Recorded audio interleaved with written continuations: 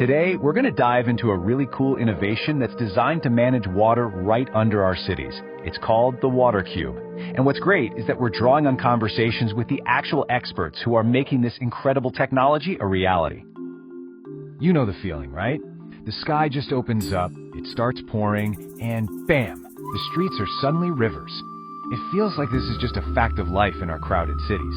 But what if it doesn't have to be? For years, the answer was always to go big. Think massive underground tunnels or gigantic retention ponds. But let's be real, in cities that are already jam-packed with subways, pipes, and building foundations, there's just no room left. You can't just dig a giant hole. We've got to have a smarter, more flexible solution. So if we can't build these huge projects anymore, what's the alternative? Well, it turns out the answer might have been right there, right under our feet this whole time. Okay, so let me introduce you to the WaterCube. It's this really clever system of underground structures, and its main job? It's designed to do one thing, and do it brilliantly. Catch and hold rainwater right where it falls before it gets a chance to flood everything. Now, this whole idea didn't just pop out of thin air. It's actually part of a much bigger philosophy called the sponge city. And the goal there is pretty much what it sounds like. To make our urban areas act more like a natural sponge.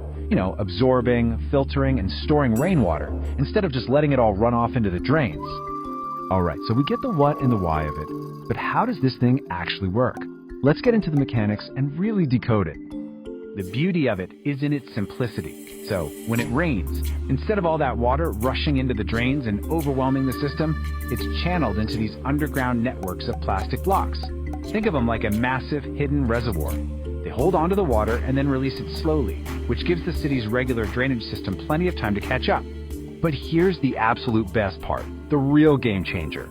The space above the WaterCube, it stays completely usable. You can have a park, a playground, a parking lot, whatever you want right on top of it. The whole system does its magic completely out of sight. It basically turns a potential flood zone into perfectly normal, functional city space. It's brilliant. Of course, making this a reality wasn't exactly easy. The research team had to solve some major engineering puzzles. How do you store the absolute most water using the least amount of material? And how do you make it strong enough to hold up, say, a fire truck, while also keeping it affordable and flexible enough for any city to use? Their solution to that last challenge, flexibility, was just genius. The secret is that it's modular. As one of the experts told us, you can basically picture it like Lego blocks.